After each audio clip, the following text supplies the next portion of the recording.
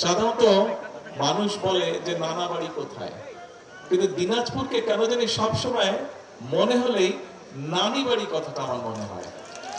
সবসময় নানি বাড়ি, কেন জানি নানি কথাটাই সামনে আসে। এই দিনাজপুর শহরটা, এখানে বেশ কিছু স্মৃতি আছে আমার। বালুবাড়ির স্মৃতি আছে, বালুবাড়িতে নানা বাড়ি, নানি বাড়ি, সেখানকার বেশ কিছু স্মৃতি আছে। তারপরে ঘাসিপাড়ায় ছিল, বালুবাড়িতে আসার আগে ঘাসিপাড়ায় ছিল নানি বাড়ি, সেই ঘাসিপাড়ার কথা কিছুটা খেয়াল আছে, অল্প স্বল্প, বহু বছর আগের কথা, সব পরিষ্কার মনেও নেই। তো এখন স্বাভাবিকভাবেই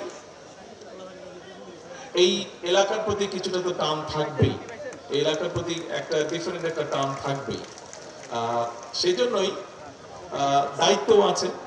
এখন যখন আল্লাহর রহমতে একটা দায়িত্বে আছি আমি, স্বাভাবিকভাবে সেই দায়িত্বের অবস্থান থেকেও এখানে যারা বক্তব্য রেখেছেন, ডিসি সাহেব থেকে শুরু করে চেম্বারের সভাপতিকে শুরু করে অন্য আরো যারা বক্তব্য রেখেছেন, সকলেই এলাকার বিভিন্ন বিষয় নিয়ে কিছু কিছু বিষয় উল্লেখ করেছেন, এলাকার বিভিন্ন সমস্যা নিয়ে। এখন নির্বাচনের আগে আপনাদের এখানে যখন আমি এসেছিলাম, দিনাজপুরে এসেছিলাম, তখন সেই জনসভায় আমি অনেকগুলো কথা বলেছিলাম।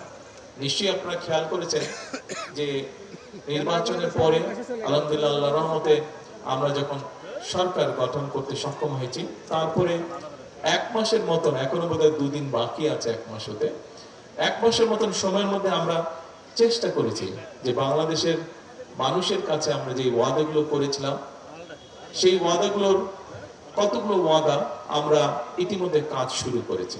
যেমন আজকে এই দিনাজপুর জেলার কাহরোল, সেই এলাকা থেকে আমরা আমাদের খাল খনন কর্মসূচির কাজটি শুরু করেছি।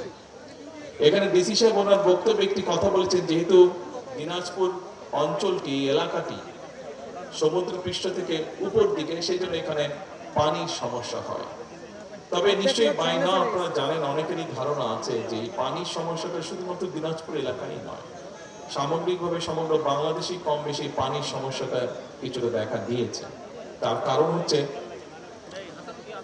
অনেকগুলো বছর ধরে আমাদের নদী নালা খালগুলো বন্ধ হয়ে গিয়েছে বা ভরাট হয়ে গিয়েছে, এবং ভরাট হয়ে যাবার কারণে এখানে শুষ্ক মৌসুমে পানি থাকছে না, বর্ষা মৌসুমে পানি আসলেও যে পরিমাণ পানি থাকার কথা সে পরিমাণ পানি থাকছে না, এবং একই সাথে বর্ষা মৌসুমে বা হঠাৎ করে উজান থেকে যখন পানি আসছে, তখন খালগুলো এবং নদীগুলো ভরাট হয়ে যাওয়ার কারণে পানিগুলো দুপাশে মানুষের ঘর বাড়ি, ফসল ফলাদি, গবাদি পশু এগুলোকে নষ্ট করছে। আমরা খাল খনন কর্মসূচিটি হাতে নিয়েছি।